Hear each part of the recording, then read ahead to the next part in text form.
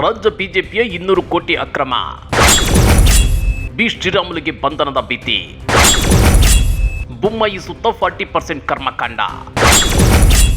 ಕೈ big plan, ಬಿಜೆಪಿಗೆ ಸಂಕಷ್ಟ ಫಿಕ್ಸ್. Big plan. ರಾಜ್ಯ ಕಾಂಗ್ರೆಸ್ ಬಿಗ್ ಪ್ಲಾನ್ಗೆ ರಾಜ್ಯ ಬಿಜೆಪಿ ನಾಯಕರೇ ಶಾಕ್ ಆಗಿದ್ದಾರೆ. ಯಾಕಂದ್ರೆ ರಾಜ್ಯ ಕಾಂಗ್ರೆಸ್ ಹಳೆ ಹಗರಣಗಳನ್ನ ಕೆದಕಿದ್ರೆ ಬಿಜೆಪಿಯ ಸಾಲು ನಾಯಕರು ಜೈಲು ಸೇರಬೇಕಾಗುತ್ತೆ. ಸಾಲು ಬ್ರಹ್ಮಾಂಡ ಭ್ರಷ್ಟಾಚಾರಗಳೇ ಬಯಲಾಗುವುದು ಗ್ಯಾರಂಟಿ ಅನ್ನೋ ಮಾತುಗಳು ಕೇಳಿ ಬರ್ತಿವೆ. ಹಾಗಾದ್ರೆ ಮಾಜಿ ಸಚಿವ ಬಿ ಶ್ರೀರಾಮುಲು ಅವರಿಗೆ ಬಂಧನದ ಭೀತಿ ಶುರುವಾಗಿರೋದೇಕೆ? ಏನದು ಬೊಮ್ಮಾಯಿ ಸುತ್ತ 40% ಕರ್ಮಕಾಂಡ ಅಂದ್ರ? ಅದನ್ನ ಡೀಟೇಲ್ ಆಗಿ ತೋರಿಸ್ತೀವಿ. ಆದ್ರೆ ಅದಕ್ಕಿಂತ ಮೊದಲು ಹಲೋ ಕನ್ನಡ ಯೂಟ್ಯೂಬ್ ಚಾನಲ್ ಅನ್ನು ಸಬ್ಸ್ಕ್ರೈಬ್ ಮಾಡ್ಕೊಳ್ಳಿ. ಹಾಗೇನೆ ಪಕ್ಕದಲ್ಲಿರೋ ಬೆಲ್ ಬಟನ್ ಅನ್ನು ಪ್ರೆಸ್ ಮಾಡಿ. 200 ಕೋಟಿ ರೂಪಾಯಿ ಅಕ್ರಮ. ಈ ಹಿಂದೆ ರಾಜ್ಯದಲ್ಲಿ ಬೊಮ್ಮಾಯಿ ಸರ್ಕಾರವಿದ್ದಾಗ D Devaraja Urs truck terminal ಹಗರಣ ನಡೆದು ಹೋಗಿತ್ತು. ಟ್ರಕ್ ಟರ್ಮಿನಲ್ ಸಂಸ್ಥೆಯ 47 ಕೋಟಿ ರೂಪಾಯಿ ಹಗರಣದಲ್ಲಿ ಹಣವು ನೇರವಾಗಿ ಕೇವಲ 3 ಸಂಸ್ಥೆಗಳಿಗೆ ಪಾವತಿಯಾಗಿರುತ್ತೆ. ಆದ್ರೆ ಅದು ಕೇವಲ 47 ಕೋಟಿ ರೂಪಾಯಿ ಅಲ್ಲ, ಸರಿಯಾಗಿ ಕೆದಕಿದ್ರೆ 200 ಕೋಟಿ ರೂಪಾಯಿ ಅಕ್ರಮ ಹೊರಬರುತ್ತೆ ಅಂತೇಳಿ ಕೆಪಿಸಿಸಿ ಮಾಧ್ಯಮ ಮತ್ತು ಸಂವಹನ ವಿಭಾಗದ ಅಧ್ಯಕ್ಷ ರಮೇಶ್ ಬಾಬು ಹೇಳಿದ್ದಾರೆ. ನಿಮ್ಗೆ ಗೊತ್ತಿರಲಿ, ಅರಸು ಟ್ರಕ್ ಟರ್ಮಿನಲ್ ಅಕ್ರಮ ಪ್ರಕರಣದಲ್ಲಿ ಹಿಂದಿನ ಮಾಜಿ ಅಧ್ಯಕ್ಷ ಡಿಎಸ್ ವೀರಯ್ಯ ಅವರನ್ನ 47 ಕೋಟಿ ರೂಪಾಯಿ ಅಕ್ರಮದ ಆರೋಪದಡಿಯಲ್ಲಿ ಬಂಧಿಸಲಾಗಿದೆ. ಈ ಅಕ್ರಮ ನಡೆದಿದೆ ಎನ್ನಲಾದ ಅವಧಿಯಲ್ಲಿ ಸಿಎಂ ಆಗಿದ್ದದ್ದು ಬಸವರಾಜ ಬೊಮ್ಮಾಯಿ ಮತ್ತು ಸಾರಿಗೆ ಸಚಿವರಾಗಿದ್ದದ್ದು ಬಿ ಶ್ರೀರಾಮುಲು.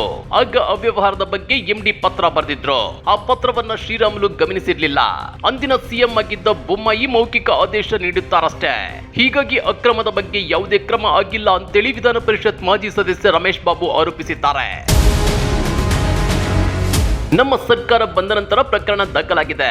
ಸರ್ಕಾರ ಸಿಐಡಿಗೆ ಕೇಸನ್ನ ಕೊಟ್ಟಿದೆ. ಸಿಐಡಿಗೆ ಕೊಟ್ಟ ನಂತರ ಡಿಎಸ್ ವೀರಯ್ಯ ಅವರನ್ನ ಬಂಧಿಸಲಾಗಿದೆ. ಆದ್ರೆ ಬಂಧನಕ್ಕೂ ಮೊದಲು ಅರಸು ಟರ್ಮಿನಲ್ನ ಮಾಜಿ ಅಧ್ಯಕ್ಷ ಬಿಜೆಪಿಯ ಡಿಎಸ್ ವೀರಯ್ಯ ನಿರೀಕ್ಷಣಾ ಜಾಮೀನು ಕೋರಿ ಕೋರ್ಟ್ ಕದ ತಟ್ಟಿದ್ರು. ಪೊಲೀಸರು ತನಿಖೆಗಾಗಿ ಅವರನ್ನ ಬಂಧಿಸಿದ್ದಾರೆ. ಈ ಪ್ರಕರಣದಲ್ಲಿ ತಲೆಮರೆಸಿಕೊಂಡಿದ್ದ ವೀರಯ್ಯನವರಿಗೆ ತಮಿಳುನಾಡಿನ ಬಿಜೆಪಿ ನಾಯಕರು ಆಶ್ರಯ ನೀಡಿದ್ರು. ಅಲ್ಲದೆ ಈ ಪ್ರಕರಣವನ್ನ ಮುಚ್ಚಿ ಹಾಕಲು ತನಿಖಾ ಅಧಿಕಾರಿಗಳ ಮೇಲೆ ಪ್ರಭಾವ ಬೀರುವ ವ್ಯವಸ್ಥಿತ ಪ್ರಯತ್ನವನ್ನ ಬಿಜೆಪಿ ನಾಯಕರು ಮಾಡಿರುತ್ತಾರೆ. ಅಂದಿನ ಮುಖ್ಯಮಂತ್ರಿ ಬಸವರಾಜ ಬೊಮ್ಮಾಯಿ ಮತ್ತು ಸಾರಿಗೆ ಸಚಿವ ಬಿ ಶ್ರೀರಾಮುಲು ಮೂಗಿನ ಅಡಿಯಲ್ಲಿ ಈ ಹಗರಣ ನಡೆದಿದ್ದು ಬಿಜೆಪಿ ನಾಯಕರು ಶಾಮೀಲಾಗಿರುವುದು ಸ್ಪಷ್ಟವಾಗಿ ಎದ್ದು ಕಾಣ್ತಿದೆ ಅಂತೇಳಿ ವಾಗ್ದಾಳಿ ನಡೆಸಿದ್ದಾರೆ.